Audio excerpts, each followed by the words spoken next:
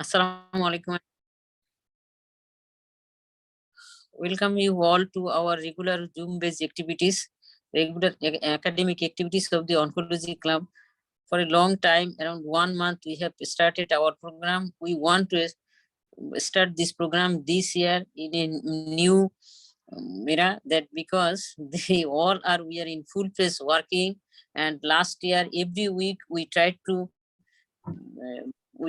do the program in every week, but this year we have decided that we'll do it in every alternate week, and we'll do it in different module.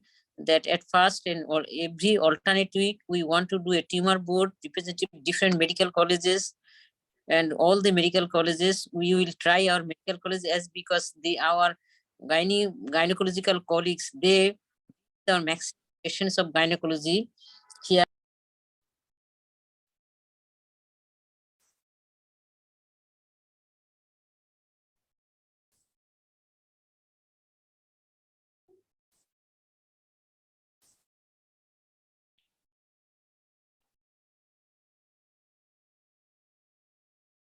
And you are not audible.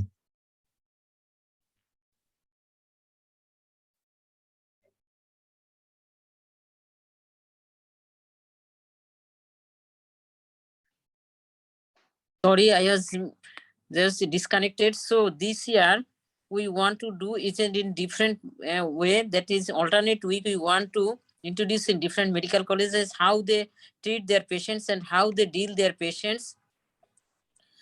And another alternate day we'll do the either there is the journal presentation, or the last week's how that what the journals were that published, and they will try our students, and also we how the different journals, the new journals, how they what type of journals, and they will have to present that, and we'll try to learn from our the senior colleagues and also our teachers from there. And this year and this time, the first program, our representative medical college, first medical college is Sitong Medical College and Hospital. And today's our two faculties, one is our foreign faculties, that is our next Mehdi. Mehdi. I have to change karo. Yes. Next. Yes. Our first foreign faculty is Professor Dr. U.D. Bafna sir. Sir was the head of the department in gynae oncology in Kidwai Memorial Hospital. Now sir is working as a head of the department of gynecological oncology, BM Joint Hospital. Next. And another is a medical oncologist. He is Dr. Kumardeep Datta Chaudhary. He is working in honorary senior consultant in Action Cancer Hospital, New Delhi. Next. And today our presenting medical college is Chittagong Medical College, and we have decided to we have requested the Professor Dr. Shahina Akhtar, who is the professor in obstetric and gynecology and who is the principal of Chittagong Medical College and Hospital. I request Professor Shahina Akhtar to chair this today's program. Next. And the program's moderator is Dr. Fahmida Islam Chaudhary. Dr. Fahmida Islam Chaudhary, he is assistant professor of Obs and Gynae in Chittagong Medical College. And presenting the students and all the doctors, they show the flyer. Mehdi, show the flyer, Mehdi. Yes, because I am from the mobile. Yeah, our presenters are the Dr.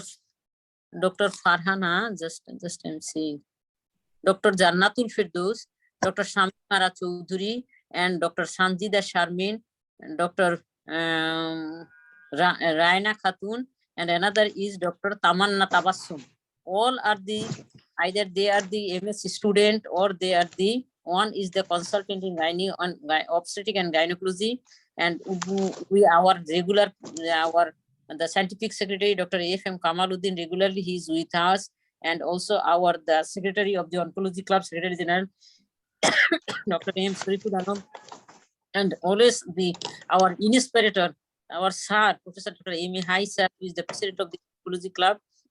At first, I request our sir to give us permission to And today we'll discuss from the medical 4 cases, 3 the cases of the ovarian cancer and 1 is the gestational trophoblastic neoplasia, and also the Chittagong Medical College. They will show the what type of cases they were dealing in their hospital.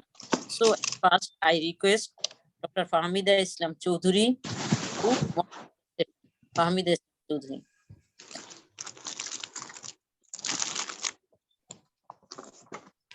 Amida, you are on mute now. Assalamu alaikum. Good evening. Distinguished faculties from home and abroad, my dear colleagues and the chairperson. I am Dr. Fahmida Islam Choudhury from Chattogram. Would like to start the session.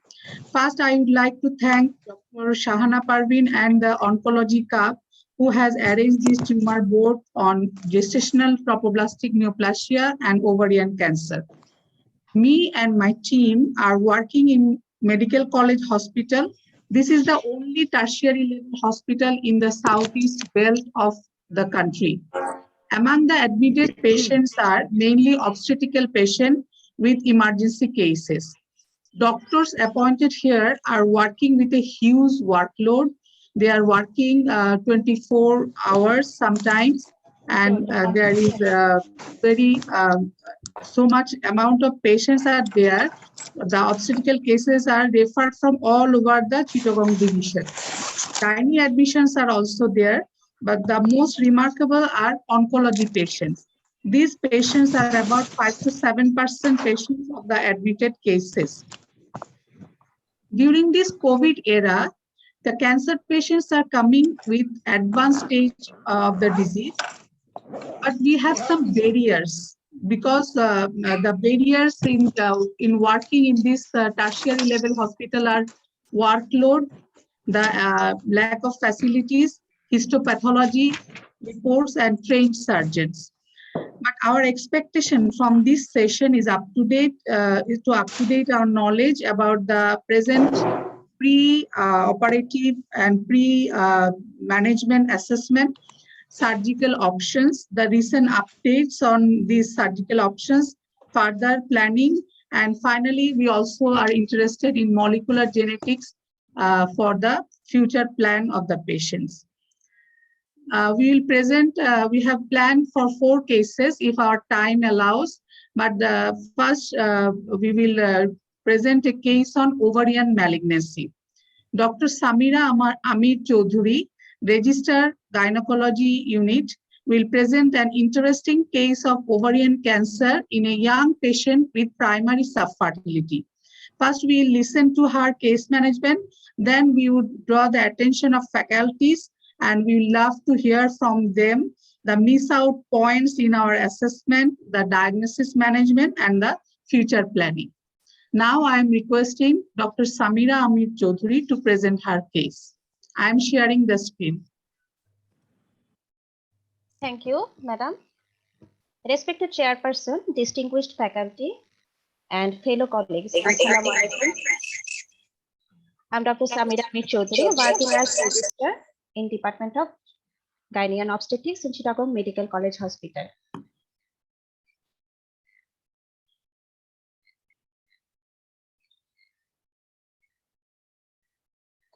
My patient, Mrs. Najma Akhtar, 23 years old, married, Nalipara Sumen, admitted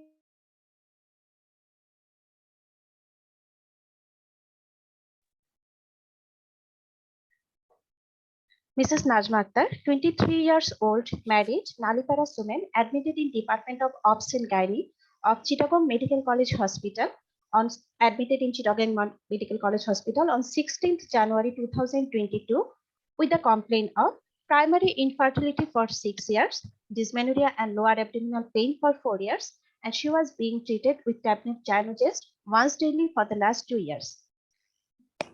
Patient had history of right-sided breast nodule on March 2021. She had no history of fever, cough, weight loss, vomiting, abdominal distension, altered bowel habit, dysuria, or bone pain. Regarding her menstrual history, her menstrual cycle was regular with average flow and duration. She had been on tablet Gynogest daily since 2019 for dysmenorrhea. Regarding her family history, one of her sister died of leukemia and her paternal aunt had history of ovarian tumor. In her general examination, ECOG was 0, vitals was normal, no palpable lymph node, and her breast examination revealed normal findings. In her parabdominal examination, no abnormality detected. In parvaginal examination, uterus was normal, left fornix was mildly tender. In parectal examination, no abnormality was detected.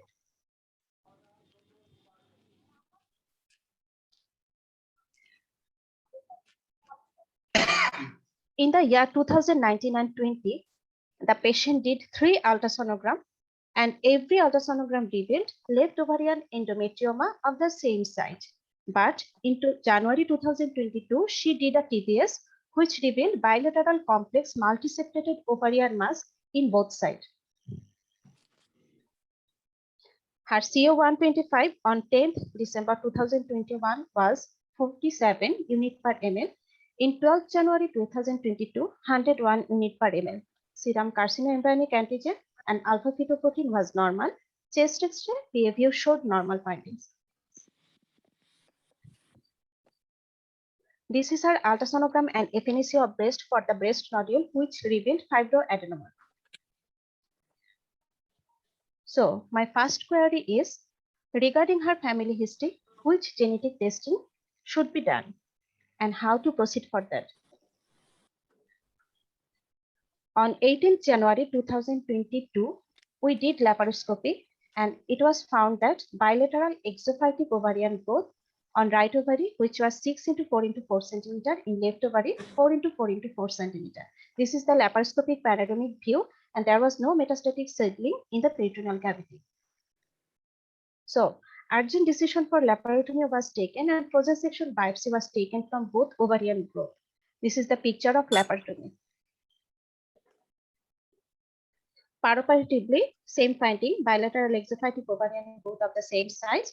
Frozen section biopsy reported serous cyst adenocarcinoma of the both ovaries and malignant cell found in peritoneal fluid. No palpable metastatic nodule or seedling was found on undersurface of the liver, intestine, undersurface of diaphragm, liver, intestine, or omentum. Small amount of hemorrhagic fluid was found in the pouch of Douglas, and after counseling with the patient's guardian, total abdominal hysterectomy with bilateral salpingo-oophorectomy and omentectomy was done.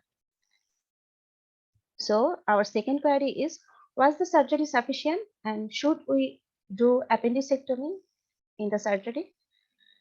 This is the histopathology report which showed serous cystadenoma carcinoma of low grade, but the omental specimen did not show any malignant cell. Our next query, how to correlate the clinical feature, tumor marker and histopathology report of this patient? And what will be her adjuvant treatment now? Thank you all.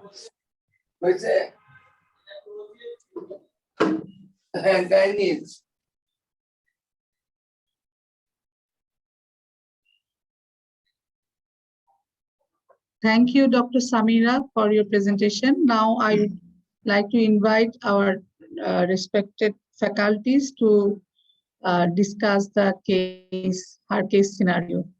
Yeah. Welcome, Dr. Probably today is our new faculty, Dr. Kumardeep Datta Chaudhary. Probably he is, as far I know, and I have heard about him from Dr. Jahangir. He is probably from Assam and he can speak and write in Bengali. Welcome, Dr. Kumardeep Datta Chaudhary.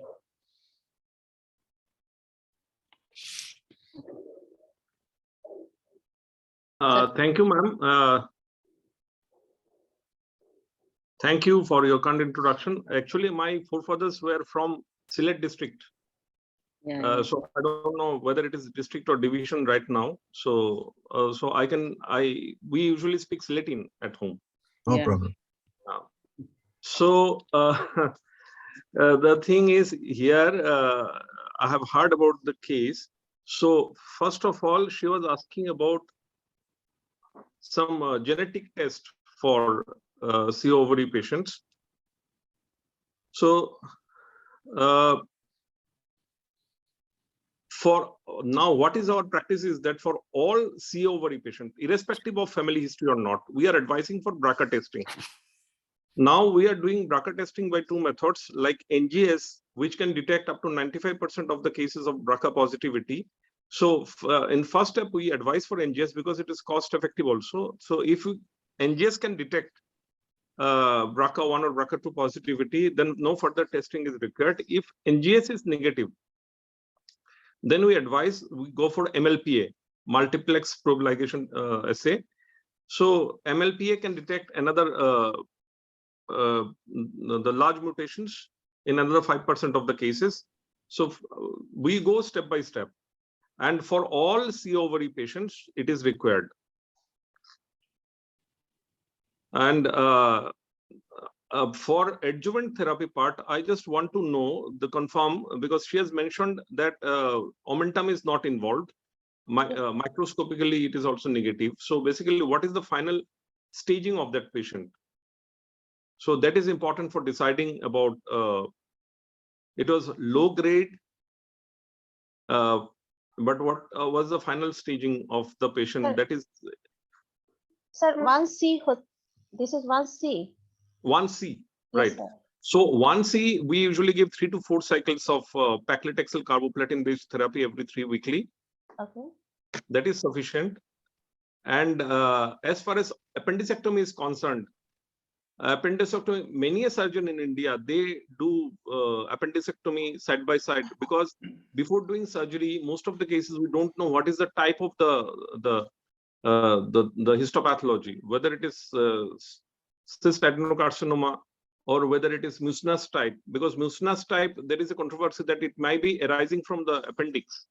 So in mucinous type, definitely we have to remove the appendix, but as for upfront surgical cases, we don't know what is the specific type of the cancer, what we are dealing with. So many a surgeon, they prefer to do appendicectomy along with the THBSO. Okay.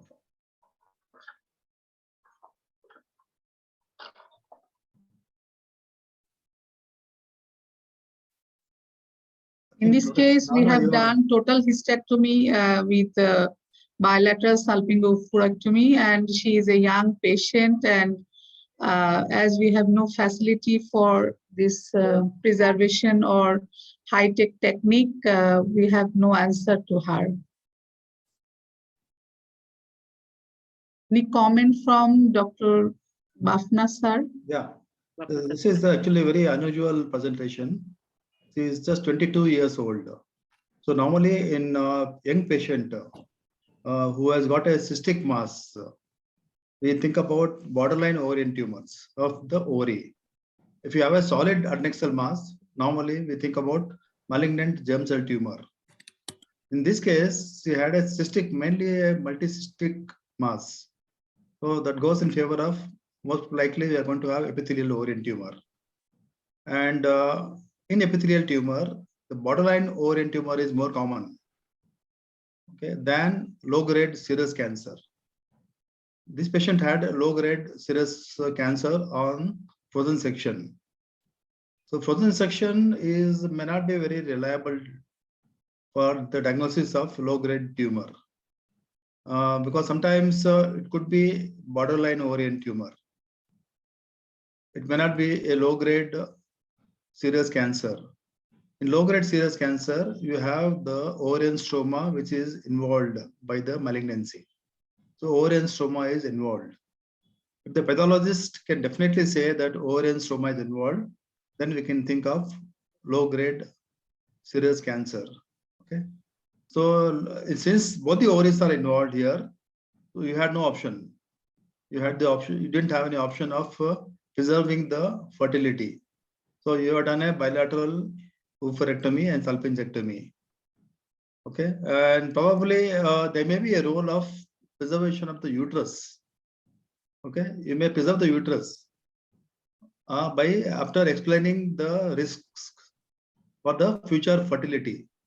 You can have the egg donor, and you can have surrogate fertility. Okay, and as far as this particular patient is concerned, the omentum was free, and appendectomy normally we do as a part of staging in early ovarian cancer. In early ovarian cancer, even if the appendix is looking normal, the most common site of occult metastasis is mesoappendix. When we say appendix, it is the mesoappendix which is more commonly involved. So in a early stage ovarian cancer, we routinely do appendectomy, removing the appendix as well as the mesoappendix, because that is one of the commonest site of occult metastasis, apart from metastatic deposits which can occur on the diaphragm, the paracolligator, and in the omentum. These are the common sites of metastasis, occult metastasis, because that is the way the peritoneal fluid circulates in the abdominal cavity. So we have to do bilateral salpingo-oophorectomy, appendectomy, and if the omentum is normal, we do infracollic omentectomy. If the omentum is involved, then you have to go for total omentectomy.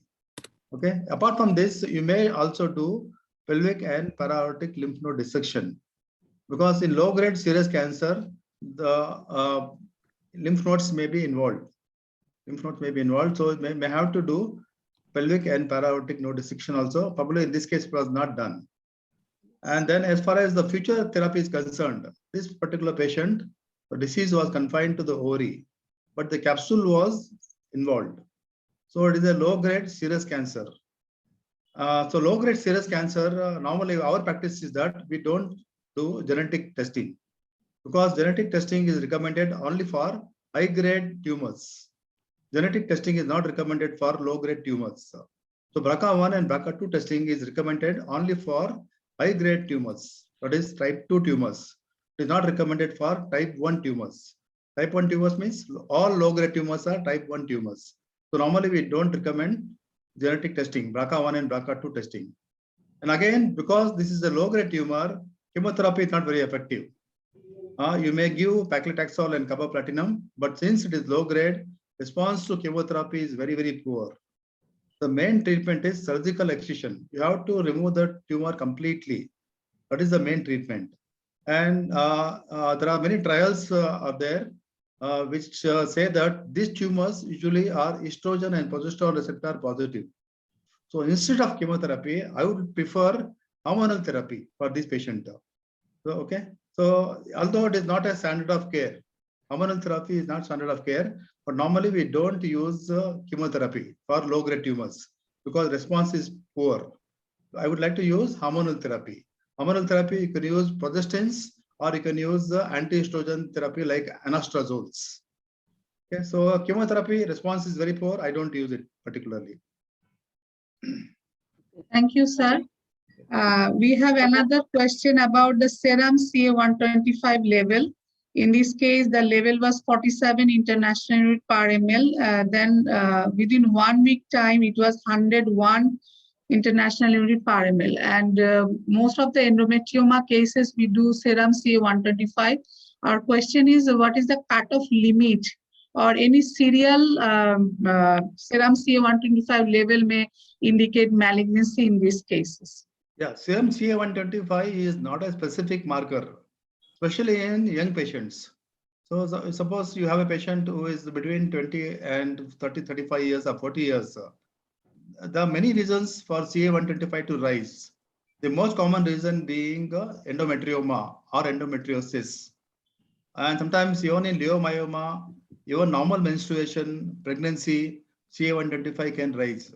So CA-125, irrespective of the level, it is not diagnostic of ovarian malignancy. So if you want to differentiate whether the CA-125 is because of malignancy or because of endometrioma, because in this case, you had suspected endometrioma initially. Think about the scan which was done about 2 years back was showing endometrioma in this case. So what we can do is we can measure serum He4, serum human epididymis factor 4. So serum He4 is not raised in endometrioma, whereas CA-125 is raised. So if you do see a serum He4, then probably you can differentiate whether the rise in CA125 is because of endometrioma or is it because of malignancy? Thank you, sir. Thank you for your, we have enriched our knowledge with your. Dr. Fahmida, Dr. AK is with us. Dr. AK, do you like to comment? AK? Absolutely. Thank you so much. This is a fascinating case and I love the conversation. Ultimately, this is really about pathology. Okay. I applaud the very thoughtful working through what to do with this very young woman. And I agree that we sort of know just epidemiologically, someone in that age group is more likely to have a serous borderline tumor than a high-grade invasive ovarian cancer. And therefore, pathology is very, very important. So one of my suggestions would be to re-review the pathology with the pathology tumor board and have several eminent pathologists take a look. These can be very difficult diagnoses to make because whether this is a borderline ovarian tumor versus a low-grade serous will inform your next steps. So that's very important. For instance, if this is a borderline tumor, if that's the final conclusion, she's completely treated. And giving her chemotherapy, well, for sure that has been done historically, we don't think will really necessarily impact recurrence. For sure, she does have a risk of recurrence. She has disease on the external capsule, was my understanding.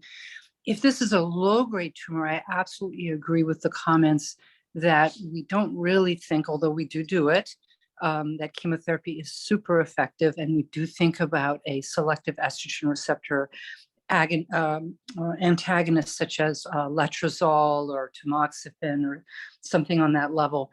You could also do further immunohistochemistry staining and take a look at estrogen receptor and progesterone receptors in its tumor. That might be interesting for the future for that.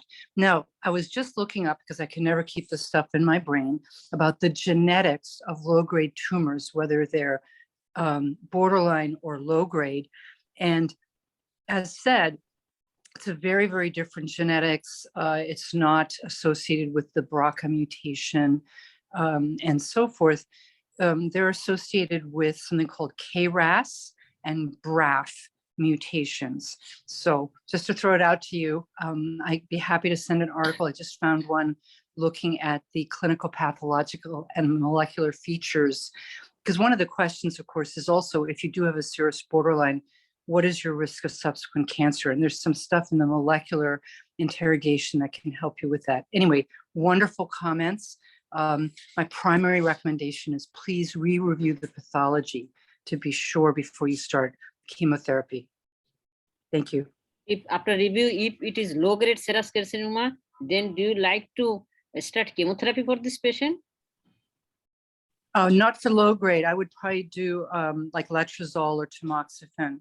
Okay. Yeah. But have you? I don't know. Have you seen that Dr. Kamal? He has asked a question. He has put a question in the chat box. That's at per NCCN guideline. That is, in these cases, there is it is the recommendation according to NCCN guideline, paclitaxel carboplatin. But we have seen that in low-grade serous carcinoma, usually the chemo is unresponsive. In that cases, what is your recommendation? Me? Yeah.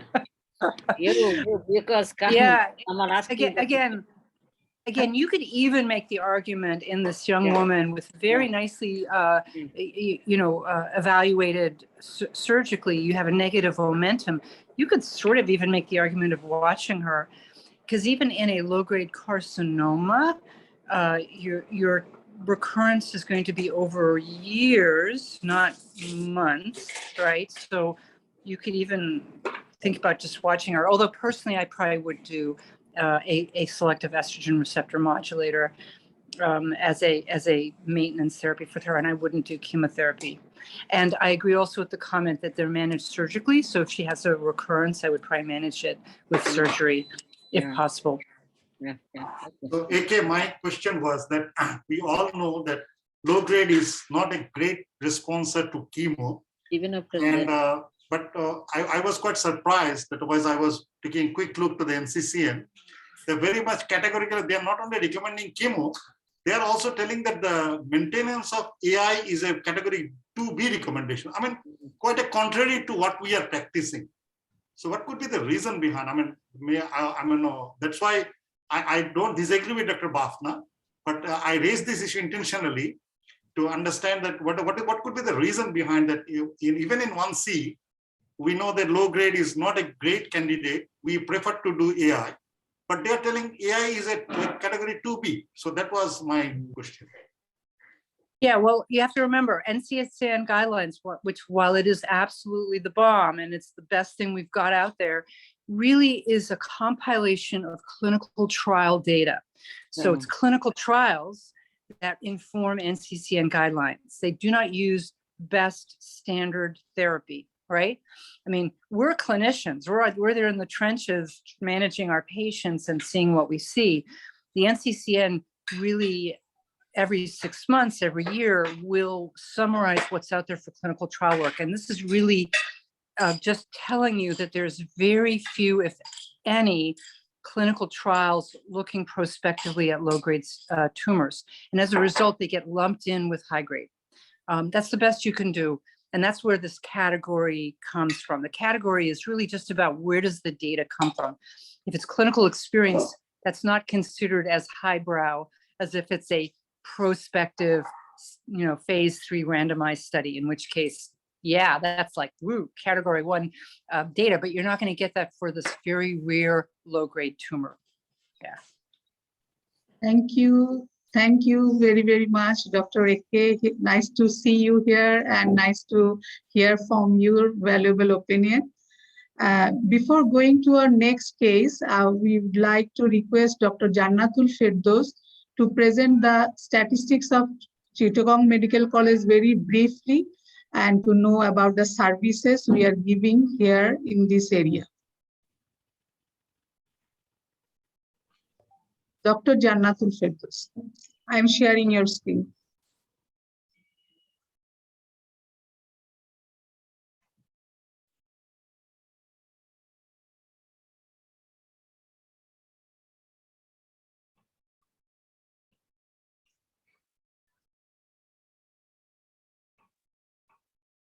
Assalamu alaikum. I'm Dr. Jannatul Firdaus, consultant OB-GYN, working in Chittagong Medical College Hospital. I'm going to present the statistics of 2021 in our department. Next.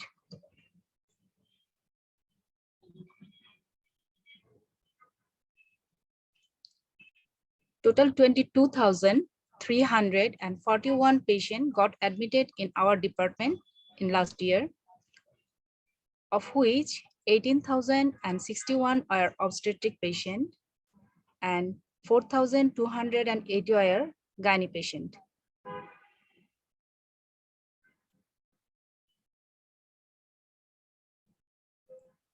Among the gynae patient, 239, that is 5.35%, are gynecological malignancy cases. Carcinoma cervix was the leading malignancy cases in our department. It was 57%. The next highest was ovarian tumor, which was 28.8%. Endometrial carcinoma, 3%. PGTN, 5%. Vulval carcinoma, 2%.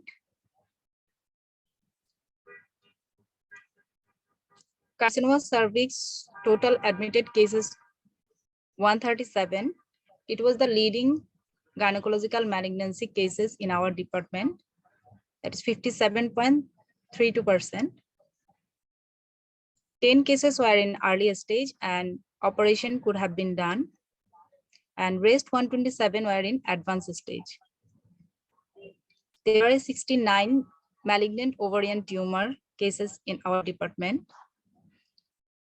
In 32 cases, primary debulking surgery was done. and in 37 cases were advanced stage. PGTN were 12 cases, endometrial carcinoma 9, vulval carcinoma 5, CA vagina 2, ball carcinoma 4, and 1 rare cases of sarcoma botrytis are recorded in last year. We performed 65 surgeries in gynecological malignancies.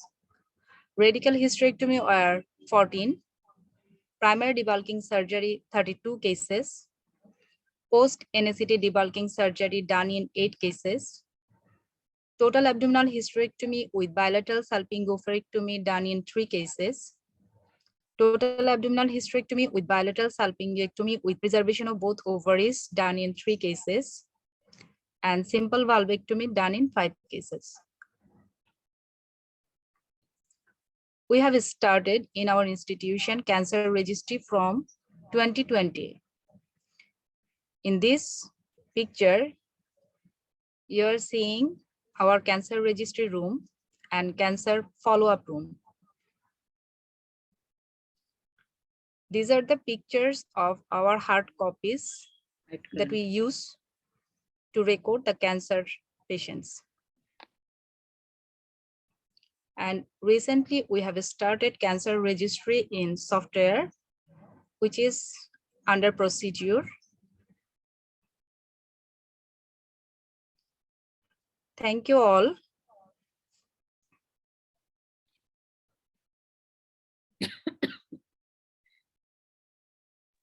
Thank you, Dr. Jannatul Firdaus, for your brief presentation. And this is with all our limited resources, we are trying to give the services to our cancer patient. Hope in future we will be able to give more advanced services and standard treatment protocol. Now I would like to request Dr. Sanjida Sharmin, MS student, to present a case on choriocarcinoma, which was very difficult to manage, and it was a very challenging case for us. Dr. Sanjida Sharmin.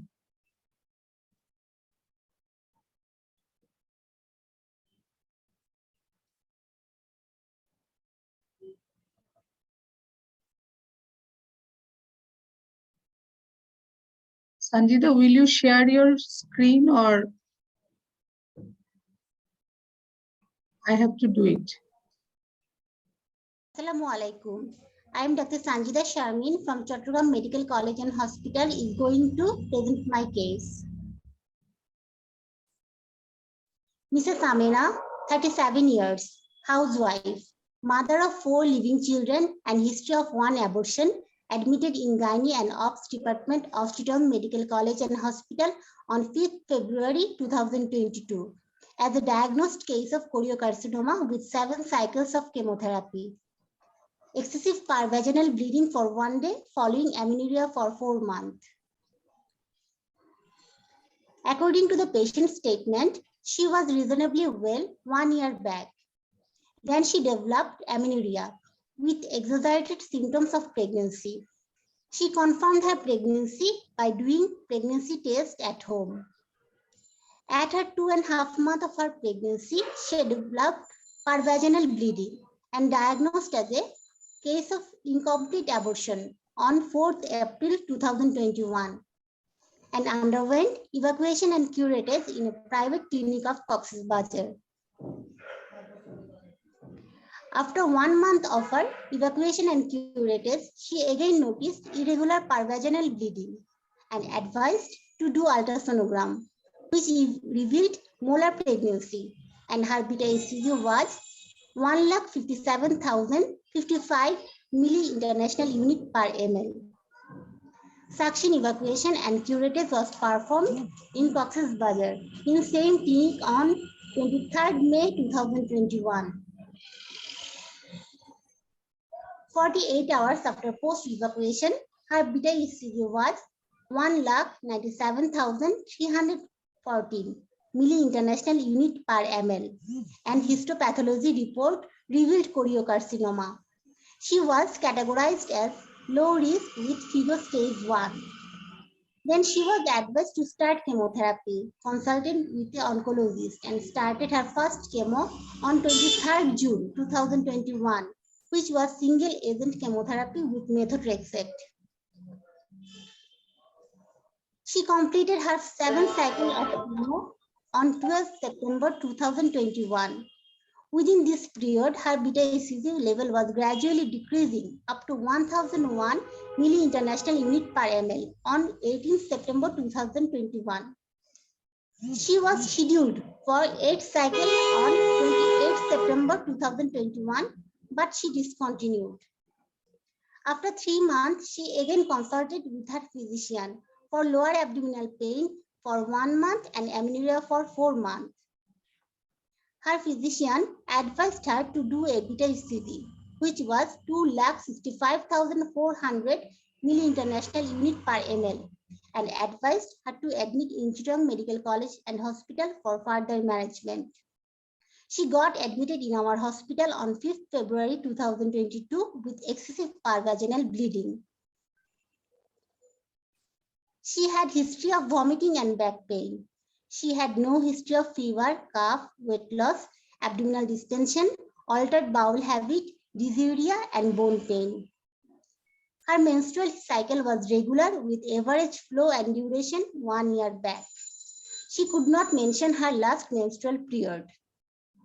General examination, ECOG 1, vitals normal, no lymph node palpable, thyroid breast reviews normal. She was moderately anemic. For abdominal examination, there was a lump in lower abdomen about 20 weeks size. For vaginal examination, there was a torrential bleeding was coming out through the external os. A solid mass is felt through the posterior fornix. Nodules felt through the anterior and posterior fornix.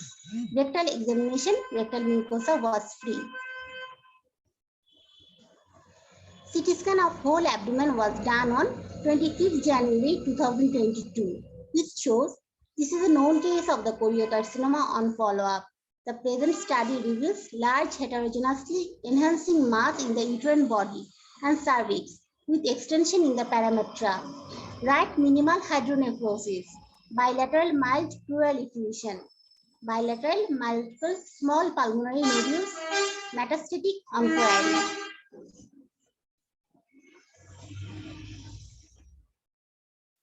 Decision for emergency laparotomy was made. Laparotomy was done on 6th February 2022. Perioperative finding was uterus was 20 weeks size. Whole uterus is soft and bluish in color, highly vascularized. There was a wide lateral opening along with the right side of the uterus close to the cervix. Profuse bleeding was coming out through this. Lower part of the cervix was highly vascularized. During operation, blood loss was more than the average. After counseling with patient's party, total abdominal hysterectomy with bilateral sulfurylectomy was done. Specimen was sent for histopathology. 48 hours after operation, beta-HCG was more than 2 lakh milli-international unit per ml. After 7 days of her operation, beta-HCG was more than 2,78,000 milli-international unit per ml. Oncology consultation is done. Now she is categorized as high-risk group with stage 3.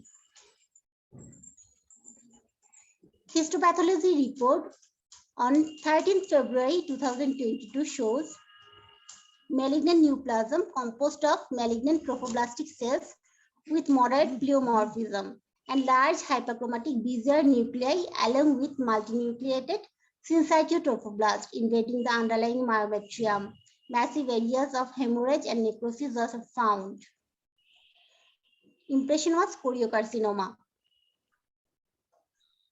So my question is, in spite of doing laparotomy, her beta-HCG is still raising. What will be her next treatment plan and follow-up? Thank you.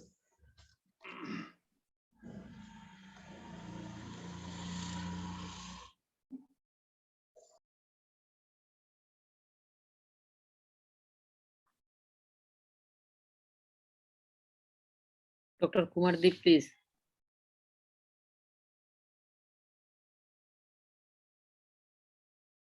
Dr. Kumardeep.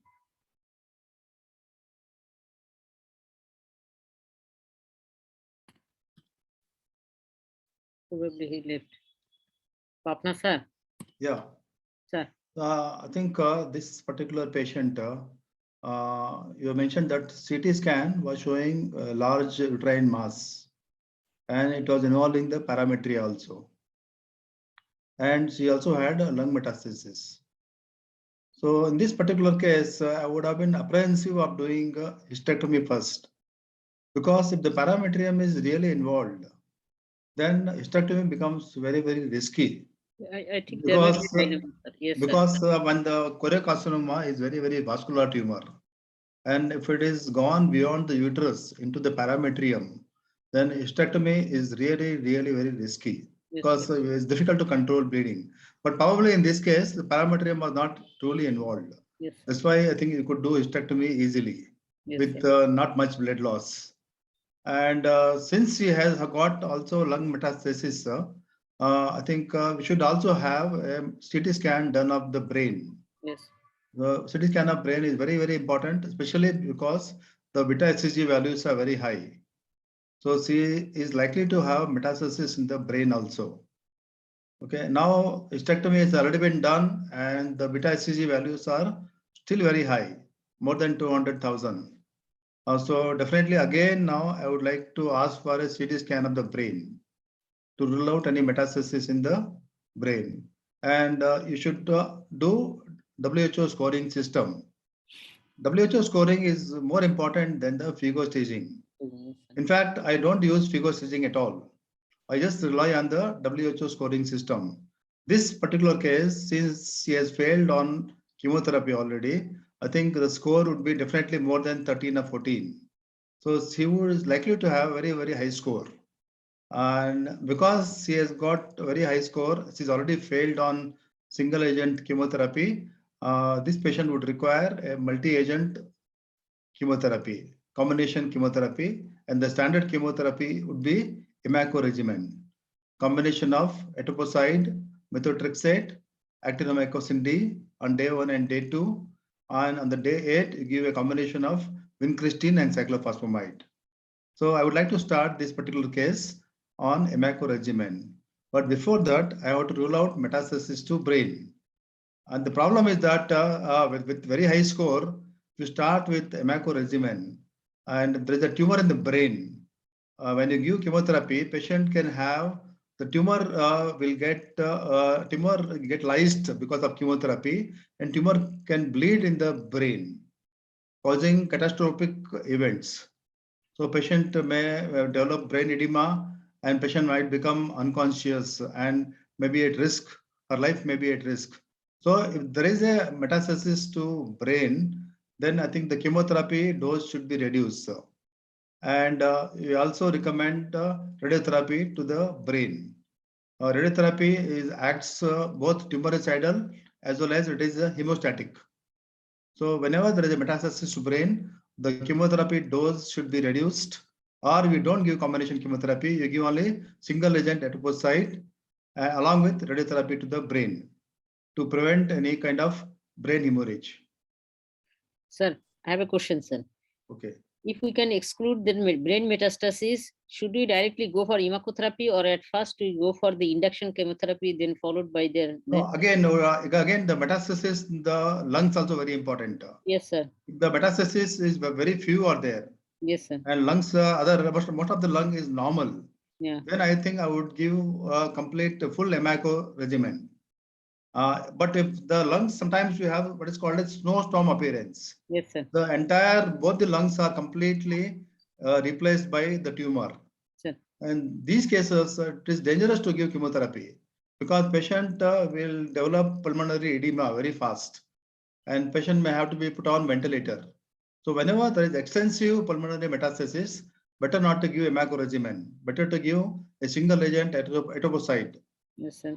For 5 days, day 1 to day 5, or you can give a slightly modified chemotherapy regimen depending on your personal experience. Along with this, you have to give some kind of steroids also, so that she does not develop any pulmonary edema. Dr. Kumar Deep, probably he is with us. Dr. Kumar Deep, please.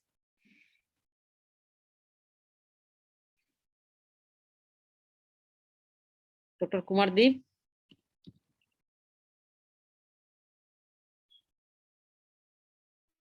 You are muted, Kumardeep, please. Yeah. Am I audible? Yes, yes, you are. Am I audible? Yes, you are.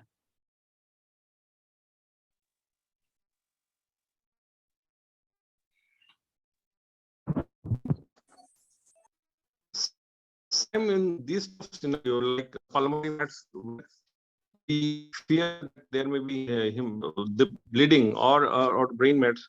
As far as mentioned, cycles of like etoposide, single etoposide based therapy, start with that and lower the disease burden, and then probably start with the proper imaco. Or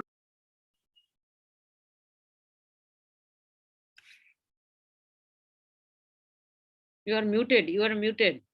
You are again muted.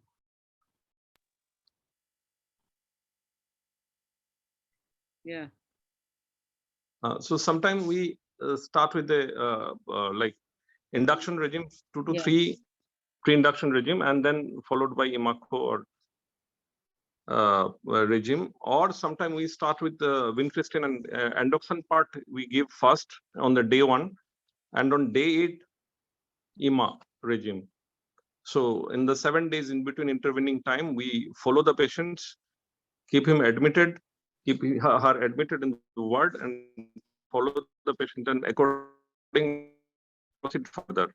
So it is an and MRI is a before MRI of the brain, and contrast CT chest, abdomen, pelvis is a must for therapy of this kind.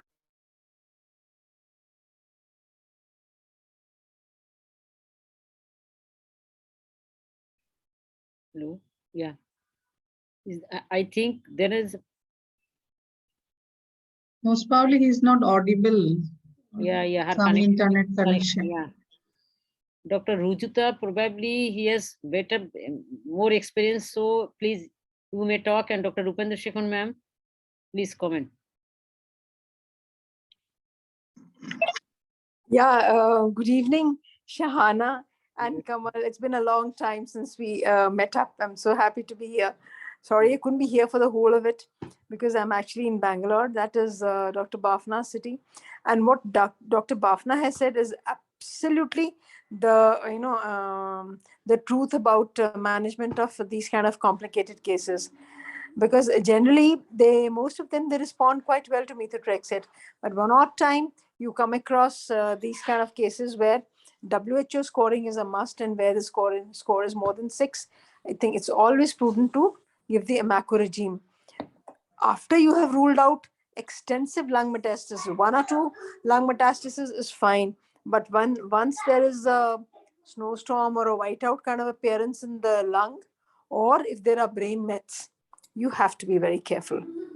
It's when I was in Kidwai, Dr. Bafna was the professor and the head of department over there. I had the opportunity to work under his guidance. They had a separate GTN ward, and they were doing excellent work over there. So his experience in management of GTN is absolutely unmatched, and I completely agree with him. Thank you so much. Can we not go for the induction chemotherapy followed by 2 to 3 cycle or 3 cycle induction chemotherapy, as because probably he has the extensive metastasis, otherwise a tumor marker, the beta CZ, even after hysterectomy, it is more than 2 lakhs. Obviously, we don't use the word induction chemotherapy here. Yeah. We don't completely, suppose there is extensive disease in the lungs or in the brain. Yes, sir. Like already I mentioned to you, we don't use imaco regimen because it is dangerous to use imaco whenever you have extensive disease in the brain or in the lung. Yes. They'll end up with brain hemorrhage or lung hemorrhage. So we, instead of using imaco regimen, depending on the patient's general condition, I use single agent etoposide for day 1 to day 5, or I use only etoposide and methotrexate, depending on the patient's general condition. And yeah, absolutely. once the patient's condition improves, then we can go for imaco regimen. So first 1 or 2 cycles, you have to be very, very careful. Yes, sir. Once you cross 10 days or 15 days, when patient responds to chemotherapy, then probably I think she is safe. Yeah, I agree so much. And you have to be, exceptionally brave to straight away go in for surgery where there is parametrial involvement and such a huge mass and all. I would definitely want to give some kind of induction chemotherapy first and then do the surgery. I think she had not parametrial involvement as because her cervix was free of malignancy. So I think it was not parametrial involvement. And another message is that if there is the lung metastasis, we must have to rule out the brain metastasis. Yes. See, doing a MRI brain or a CT brain is part of the metastatic workup for GTN. There's a and if you follow the guidelines, step by step, we will not fault. So I think it is important. I mean, it comes out if you're doing a chest X-ray, and then it's definitely imprudent to do a brain workup as well. Yes. So what is the message from here? That when there is lung mets, we must have to exclude the brain mets. So, Dr. Fahmidapa, we must have to exclude the brain mets. For that, if the patient can afford, we have to do the MRI brain. If that not, then at least she would go for the CT brain at least. Thank you. Actually, this patient was an emergency no CT patient. brain for metastatic brain. Always it is MRI. So MRI patient, probably, as far I know, they did all this with their own cost, doctor's cost. Yes, that's true. There are so many people kind enough to help them, and MRI is done now sometimes in a medical college facility, but sometimes the machine is out of order. But somehow we are managing it. But we need to do it more according to the guideline, and pre-treatment workup is very important for us. So from the next, we'll try to follow your. Dr. Fahmida, he has already discussed with me that they did with their own cost. No, madam, the problem is if we do a CT brain, and if it is normal, maybe we will have a wrong message, even there is some metastasis, and then we will end up with a mess, because many times we have seen that the CT scan failed to pick up small metastasis. So that's why when we have a clinical suspicion, especially, so message is, well, sometimes even we cannot do anything. But the message is when there is a suspicion of brain metastasis or we are excluding brain metastasis, the gold standard should be MRI, not CT scan. But he has already discussed, they all did this with their own cost. The patient is very poor. So we know that this is the message, that if there is lung mass, we must do the brain MRI. Thank you. And the poverty goes head to head with cancer. And sometimes people escape from this type of huge cost and again come back to us in a very late stage. That is the truth. So we are trying our best. Next time we'll try to discuss it individual cases with the oncology club. And thank you very much. And our next case is going to be presented by Dr. Tamanna Tabassum, MS student. She will be presenting a case on ovarian cancer, which has 2 types of histopathology report and confusing our management. So I would like to request Dr. Tamanna Tabassum to present her case.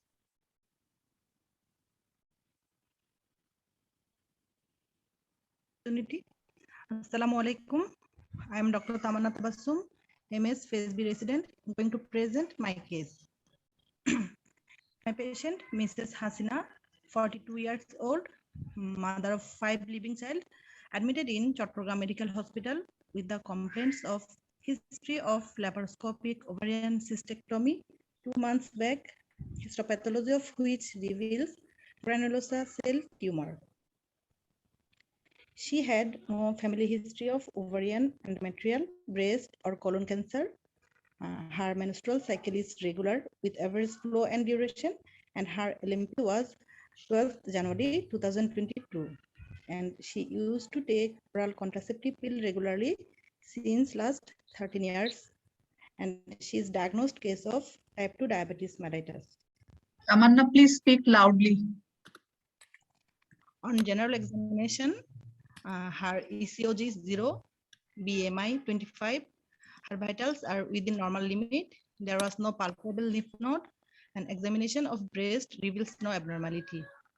On per-abdominal examination, no abnormality was detected, and on per-vaginal examination reveals uterus was normally in size and shape, cervix was healthy, and all fornices were free.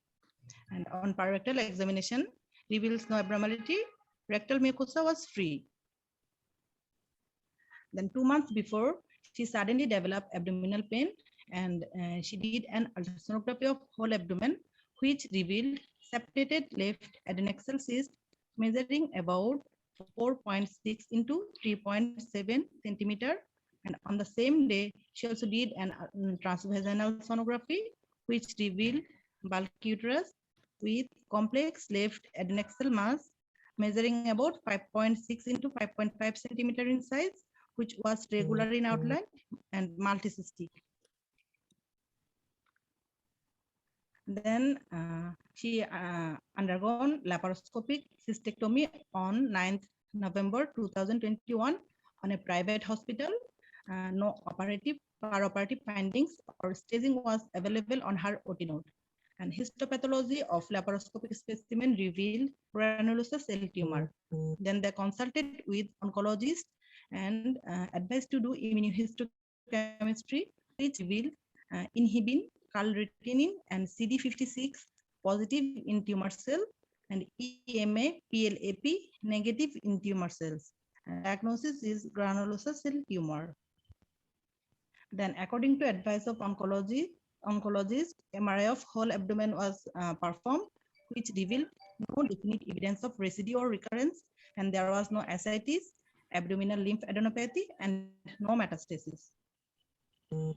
And tumor marker was performed on 13 December 2021 after laparoscopy, which revealed CA125 13.5 unit per ml, C carcinoembryonic antigen 3.13 nanogram per milliliter, beta HCG 0.5 milli-international unit per ml, and alpha fetoprotein was 2.5 international unit per ml.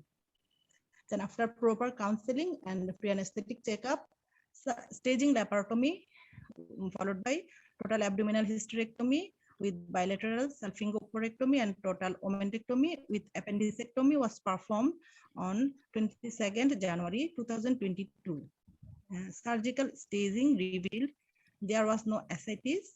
50 ml of peritoneal washing was sent for cytological study, and systematic and thorough evaluation of pelvic organ, peritoneum, omentum, intestine, mesentery, gallbladder, under surface of diaphragm was done, and there was no metastatic deposit.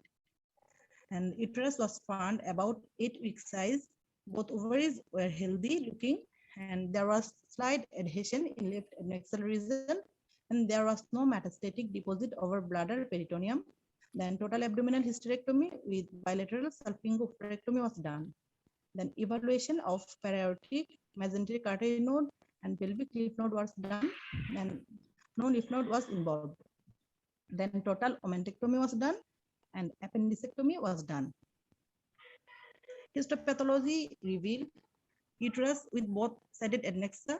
There was no evidence of malignancy.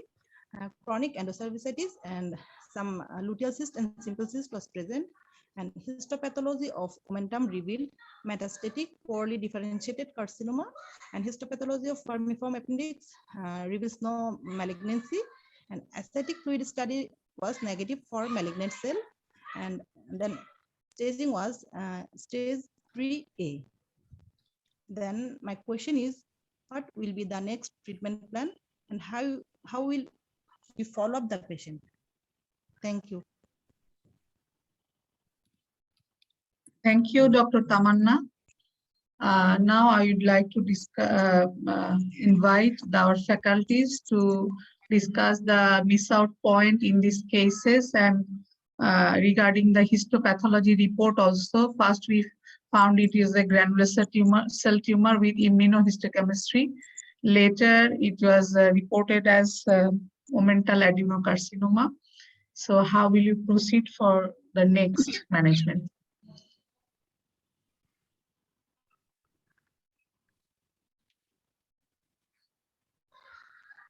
Okay. I think something is wrong here, because you cannot have very, very rare, very, very unusual to have two kinds of malignancy in the same patient at same time. So first time she had granulosa cell tumor of the ovary, and when you did staging laparotomy, we found that there was a poorly differentiated carcinoma in the omentum. So the findings are not telling.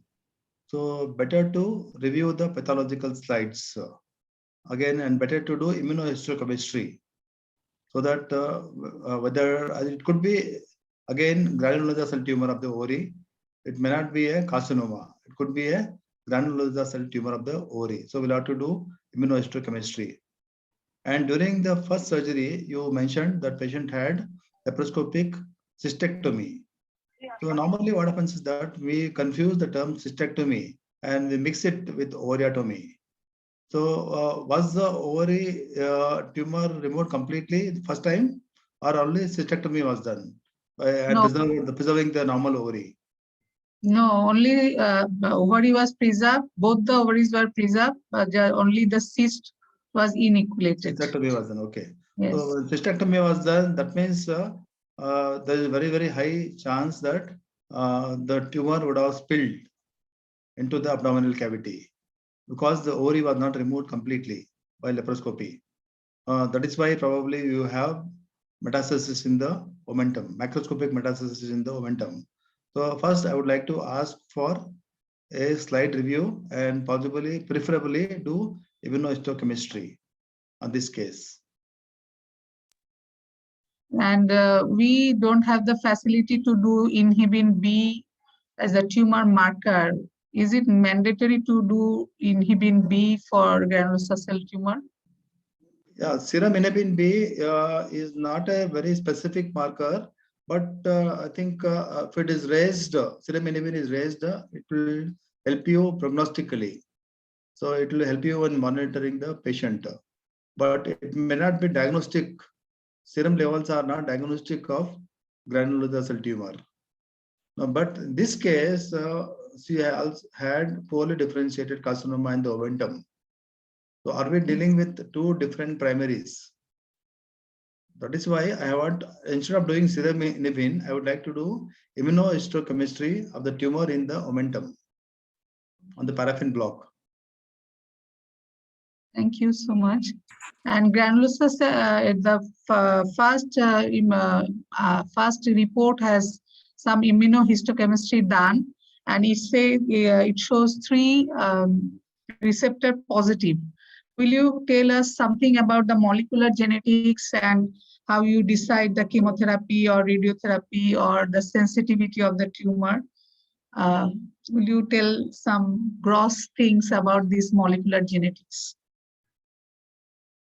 No, granular cell tumor, like I said here, in this case, inhibin B was positive on immunohistochemistry.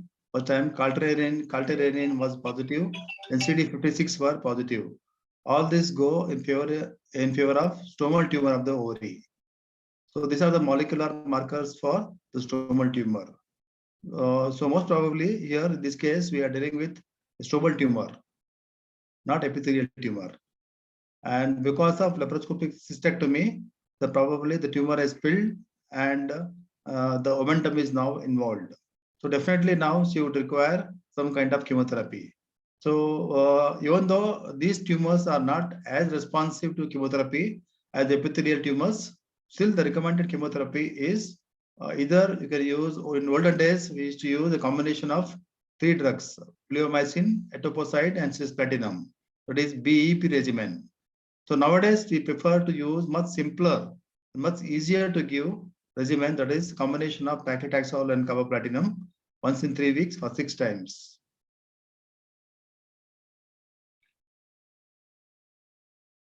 Will be the probable prognosis of this case? How, Yeah, I think prognosis, I think, as I mentioned to you, that granulosa cell tumor not very chemo responsive, unlike epithelial tumors. And they are known to recur very, very late. They can recur after 5 years or 6 years or maybe after 10 years. So most important treatment here is the surgical excision. Yes, sir. Should be able to remove whatever the disease is visible, should remove it completely. Then I think they do well. If you don't remove them completely and if you rely only on chemotherapy, chemotherapy is not very good. Yes, sir. So they'll come back to you with recurrence. So most important aspect is remove the tumor completely as much as possible. Don't leave behind any kind of residual disease. Then you give adjuvant chemotherapy, either BEP regimen or a combination of paclitaxel and carboplatinum. And these patients should do well, But still you cannot rule out recurrence, and it should have a very long-term follow-up. Should have a follow-up for more than 5 years, because they can recur after 5 years also. Because granular cell tumor is known to have recurrences as late as 10 years and even 15 years. So you have to keep her under long-term follow-up. Yes, sir. Thank you, We had a sir. case- yeah, we had a case that was 3 times it was recurrent in 13 years, 3-time recurrence, and he has undergone 3 times surgery. Okay. Sir, in this case, we haven't done the lymphadenectomy. We palpated and we don't found any large lymph node. So was it necessary to do lymphadenectomy in this case? No, lymphadenectomy is not very important in stromal tumors. Okay, not very important unless the lymph nodes are bulky. And palpation is not very, very reliable technique to know whether the lymph nodes are bulky or not. Okay, if you just palpate the aorta or you palpate the pelvic artery and pelvic veins, means external iliac artery, external iliac vein, you are likely to miss the bulky nodes. So unless you open the retroperitoneal space and try to look for bulky nodes, you have to, more than palpation, you must visualize the aorta and vena cava and visualize the pelvic vessels. And then only you are likely to see the bulky nodes. Palpation is very, very unreliable. And on inspection, if you find that there are bulky nodes, only then you have to remove it. Since in this case, it is not removed, it is not mandatory. You can always do a CT scan or MRI scan imaging, and you can always follow it up by imaging. So no need to, it's not absolutely mandatory to do a lymphadenectomy. And what about the appendectomy here? We did it because Appendectomy also not mandatory here, because these tumors are unlike epithelial tumors. They are unlike epithelial tumors. So appendectomy is not very mandatory here. Staging need not be as aggressive as epithelial ovarian tumors. Stromal tumors and germ cell tumors, it need not be very aggressive as far as staging is concerned. Thank you, sir. Thank you very, very much. And we are now near the end of our session. Our last case is again on advanced ovarian malignancy. This case will be presented by Dr. Rabia Khatun, MS Phase B resident. Dr. Rabia Khatun. So, Madam, before we go to the next case, may I ask Dr. Bafna about a comment about using laparoscopic surgery?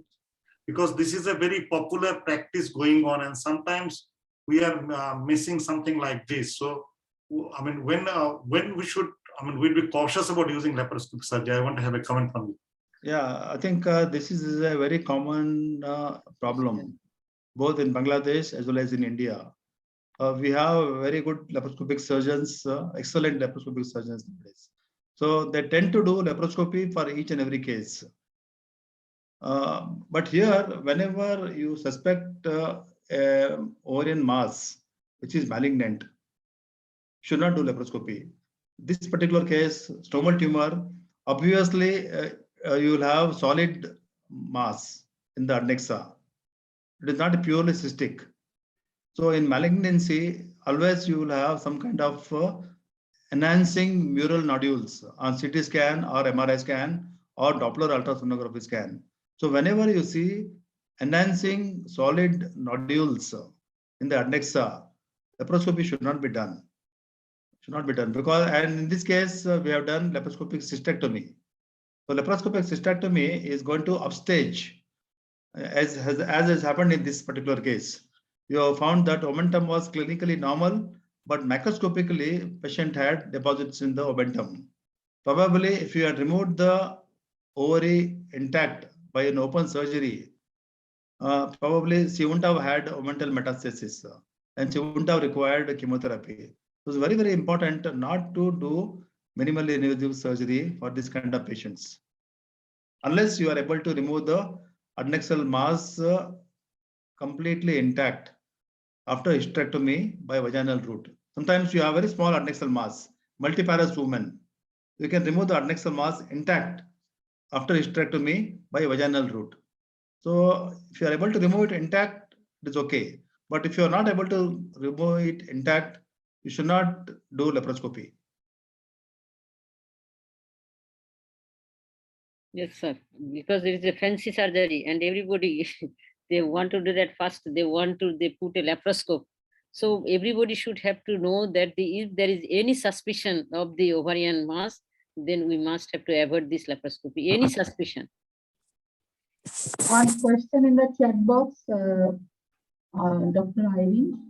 I have a patient who had laparoscopic unilateral salpingo-oophorectomy abroad, followed by chemotherapy, and now she is pregnant after 9 months of chemo. How we should follow up? She is 20 weeks now. Dr. Shahana. Yeah. When she has, Irinapa, when she has completed her chemotherapy, what type of malignancy it was? It was a granulosa cell tumor. Yeah. And it was done a laparoscopic surgery, unilateral salpingo-oophorectomy in India. And she has completed chemotherapy in Bangladesh. And 9 months after chemotherapy, she became pregnant.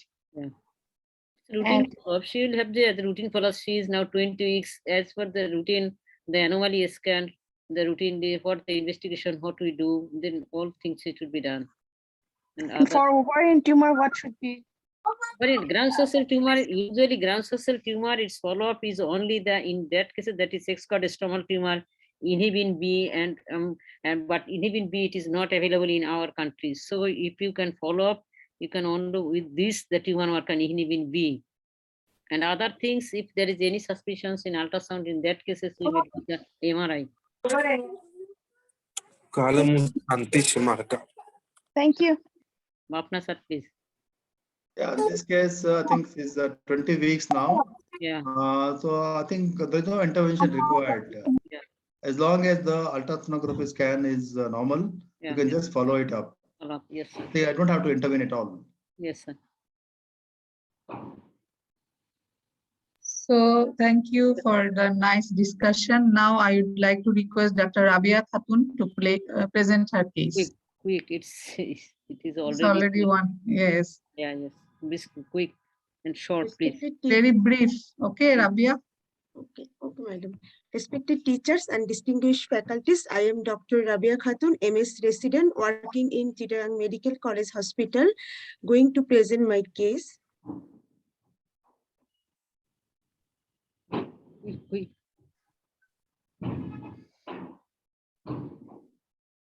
Mrs. Rohima Begum, 45 years old, housewife, admitted to Chittagong Medical College Hospital on 4th January 2022 with the complaints of anorexia, weight loss for 6 months, lower abdominal swelling for 3 months. She had no family history of ovarian, endometrial, breast, or colon cancer. Her menstrual history, her menstrual cycle was regular with average flow and duration. Now she is amenorrheic for 5.5 months. Her LMP was on 11th August 2021. Her obstetric history, she is married for 14 years. She delivered a baby by lower segment cesarean section, but neonatal death occurred. The couple never practiced any contraceptive method. On her general examination, ECOG-1, vitals are normal other than respiratory rate 25 breaths per minute, no lymph node palpable, and breast examination reveals no abnormality. On abdominal examination, solid lump in lower abdomen, which is 10 into 8 centimeter in size, moderate ascites. On parvaginal examination, a solid mass is felt through anterior fornix, nodule felt through posterior fornix. On parrectal examination, rectal mucosa were free. Here, the ultrasonogram of whole abdomen report reveals right adnexal big solid mass, which is 10.6 into 10.1 centimeter. As per Reuter criteria, it was malignant. A small solid mass, 5.6 into 4.2 centimeter at left side of pouch of Douglas, and moderate ascites. Her serum CA125 was 10,000 unit per ml. Carcinoembryonic antigen 7.47 nanogram per ml. Chest X-ray reveals pleural effusion on left side. We do ultrasonogram guided FNAC, which reveals positive for malignant cell. My query is, which one is better option? Either it is FNAC or true-cut biopsy or laparoscopic biopsy. Our endoscopy was normal. CT scan of whole abdomen reveals large solidocystic pelvic mass, possibly right ovarian origin. Omentum thickening in right lumbar region, suggestive of metastasis. Nodular peritoneal thickenings in right subphrenic region, suggestive of metastasis. Moderate ascites, left-sided pleural effusion. And how to proceed now? We do tube thoracostomy and malignant cell was found in pleural fluid. After that, we consult with oncology department and they suggest for chemotherapy. And now, my query is, what will be her next treatment plan? Thank you.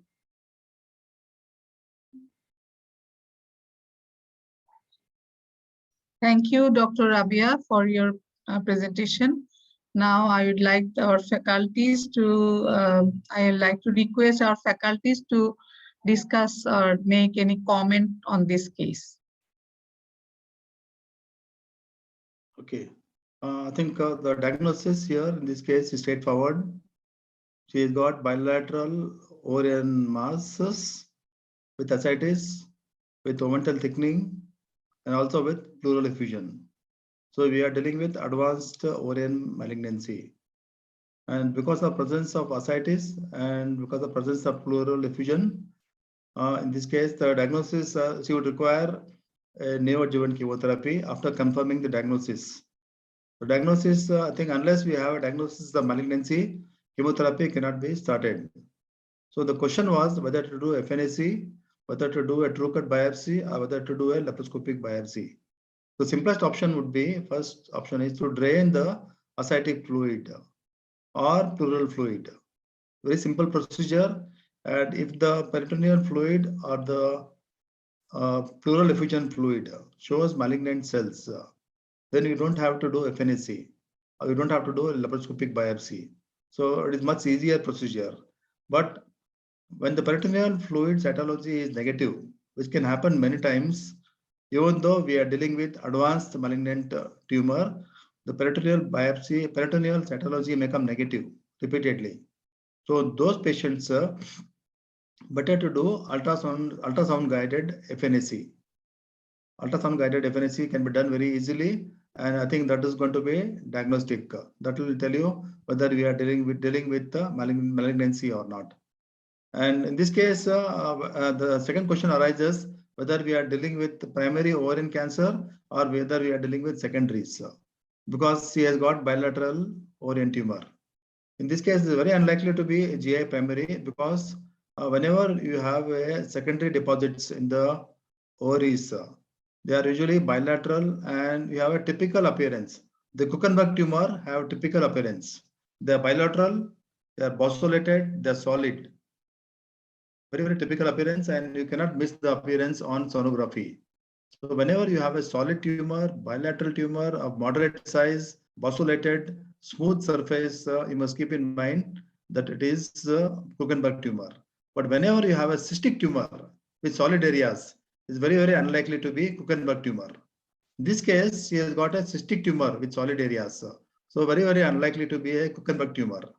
And secondly, it is not a primary in the GI tract, because the GA125 levels are very high in this case. The CA-125 levels are more than 10,000. So definitely we are dealing with primary ovarian cancer. So confirm the diagnosis by peritoneal fluid cytology and then start on neoadjuvant chemotherapy. So normally chemotherapy, we recommend 3 cycles of paclitaxel and carboplatinum. General recommendation, general guidelines all over the world is to give 3 cycles of paclitaxel and carboplatinum, followed by interval debulking surgery. But the 3 cycles are not absolutely mandatory. My personal practice is that as soon as the patient becomes fit for surgery, after 1 cycle or after 2 cycles or maybe after 3 cycles, you must do the interval debulking surgery. I don't wait for 3 cycles. I normally do surgery after 1 cycle or after 2 cycles. As soon as the ascites and pleural effusion have regressed, you do interval debulking surgery. And after interval debulking surgery, you again continue adjuvant chemotherapy so that you give total 6 cycles of chemotherapy. Thank you so much, Dr. Bafna sir. Here is a comment from Dr. Rujuta. Will you speak out or I can read it? She is completely agreed with Dr. Bafna. Dr. Rujuta, will you talk? Yes, ma'am. I agree with Dr. Bafna. We do the same thing. We would do ascitic tapping, send it for cytology cell block. Usually, if it is positive for malignancy, we may require to put for ISC if it just says metastatic adenocarcinoma. If ascitic fluid is negative, then we tap the fluid completely and go for USG guided biopsy, true cut biopsy. And then after that, you, like sir said, we go actually at our center, we go for at least 3 cycles of chemotherapy because the kind of patients we get, their ECOG is very poor. So we have to build them up, we give them dietitian advice and physiotherapy advice, and we ask them to go for chemotherapy. Usually after 3 to 4 chemo cycles, the patients have responded well, then we go for IDS. Thank you, Dr. Rajuta. What is the interval between your chemo and the interval debulking? Is there any gap or immediate after? No, ma'am. We keep an interval of 4 weeks, but our chemo 2 weeks of minimum must be kept, but we keep it for 4 weeks at least. Thank you so much. So, you tell Madam, may I supplement one thing here? Yes, so there yes, are 2 points, very simple but very important point is that we should never chase more than 3 cycles as a neoadjuvant chemotherapy. Sometimes we finish 6 cycles and send the patient to you for surgery. That is not correct. Right. It should be, the gold standard is maximum 3 cycles. In a very exceptional case, have a discussion, maybe we're going for the 4th, but normally it should not be more than 3 cycles, number 1. Number 2, whatever the cycle we give, neoadjuvant, totally it should never be more than 6 cycles. Because in many cases, we have found that, well, maybe we should give some more. More is not always good. There are so many studies that have shown that more than 6 cycles is nothing but financial and physical toxicity. So whatever result we will get, it will be within 6 cycles.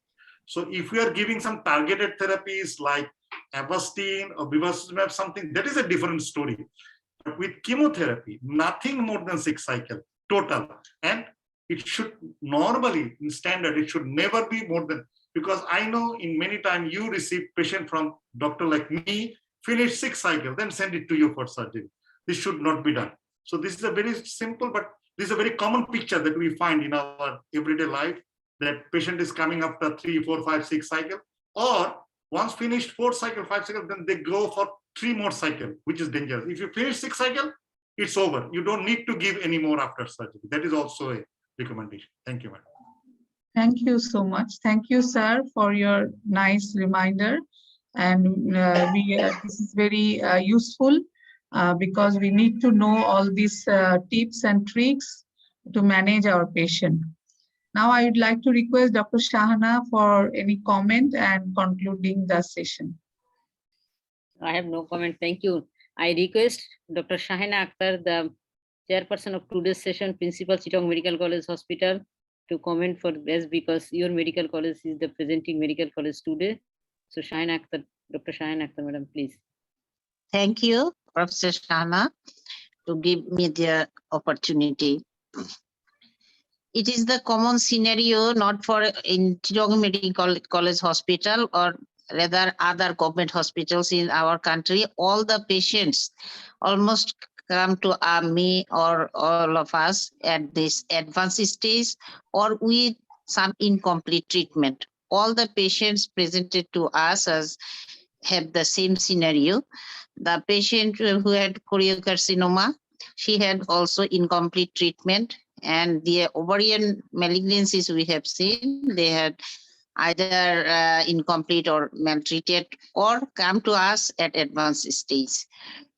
Thank you all the faculties in Bangladesh and abroad to give our some messages.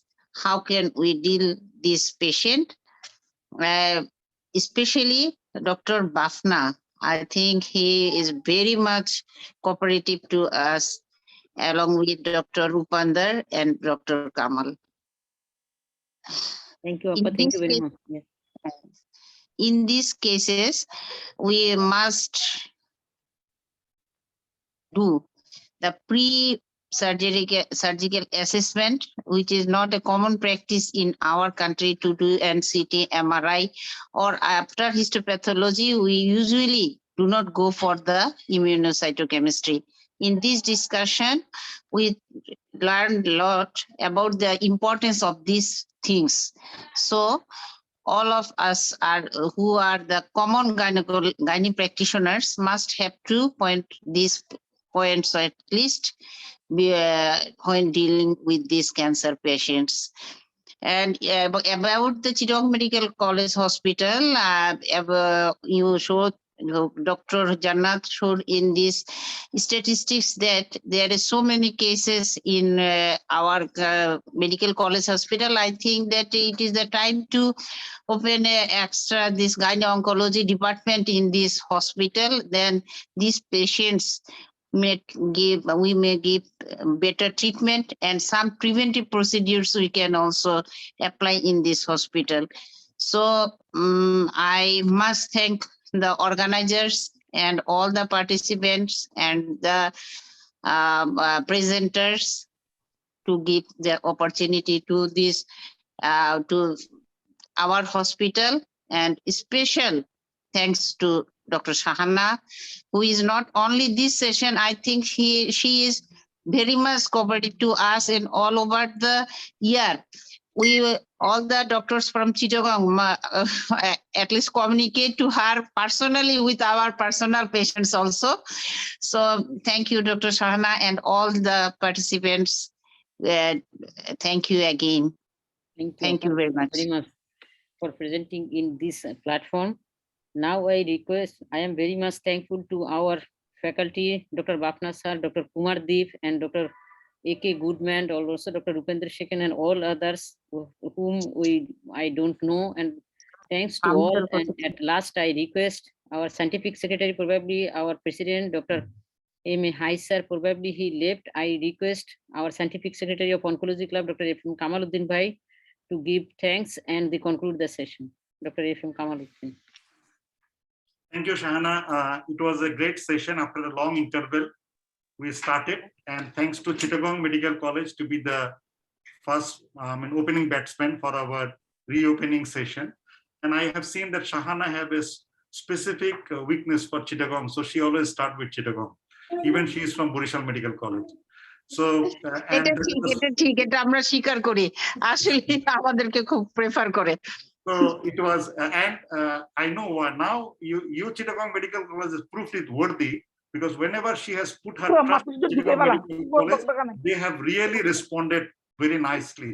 Before Shahana was there, now this time I see under the leadership, it was a great program and a very good discussion. And thanks to Chittagong Medical College, to all the participants, and I was sharing with Professor A.K.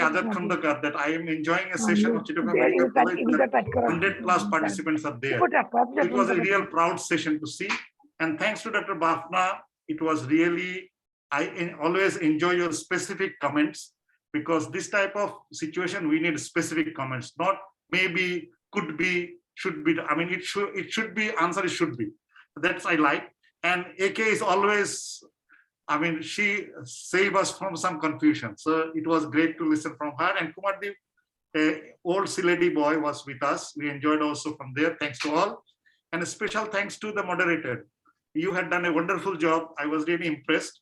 And all your team member. And well, why not to give thanks to Shahana and her team? They started again. And inshallah, it will continue. Shahana, hi sir is there, and I'm sure sir will conclude the session. Oh, okay. Sir told me that he cannot continue. Sir, please. Hi, sir, please. Thank you, Shana. Sir, thank We you. have started fresh Afghani oncology programs.